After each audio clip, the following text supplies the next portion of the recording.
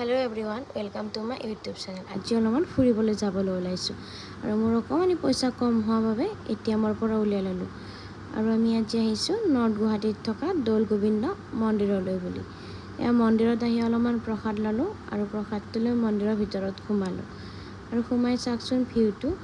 আৰু ইয়াতে দেখিছেনে বান্দৰ, মন্দিৰত জানো বান্দৰ নেদেখাকৈ থাকিম। আৰু এনেদৰে চাকি ধূপ জ্বলাই সেৱা কৰি প্ৰসাদ খাবলৈ ওলালোঁ। আৰু আপোনালোকে জানেনে, নৰ্থ গুৱাহাটীৰ দৌল গোবিন্দ মন্দিৰৰ পায়সটো ৱৰ্ল্ডৰ চবতছে টেষ্টি পায়স। আপোনালোকেও আহিলে খাব পাৰিব। আৰু এনেদৰে মন্দিৰৰ পৰা ওলাই আমি নেক্সট লোকেশ্যন আহি গ'লোঁ। নেক্সট লোকেশ্যন আহিছোঁ আমি আজি। ক'ত আহিছোঁ বাৰু আপোনালোকে দেখিবই। এয়া দেখিছেনে ব্ৰহ্মপুত্ৰ পাৰত ইমান ধুনীয়া ভিউ। আৰু আমি এনেদৰে গৈ পেলাই আহি পালোঁ মালিগাঁওস্থিত কালীপুৰত এই চক্ৰেশ্বৰ মন্দিৰলৈ বুলি। চক্ৰেশ্বৰ মন্দিৰত সোমাই ইমান ধুনীয়া পৰিৱেশ, মনটো কিবা ভাল লাগি গ'ল। আৰু মন্দিৰটোৰ চাৰিওফালে এনেকুৱা ধৰণৰ মূৰ্তিবিলাক সজাই মন্দিৰটো আৰু ধুনীয়া কৰি থৈছে। আপোনালোকে আহিলে দেখিবই ব্ৰহ্মপুত্ৰ পাৰত কি ধুনীয়া এটা পৰিৱেশ। আহিয়ে দেহ মন খাত পৰি গ'ল।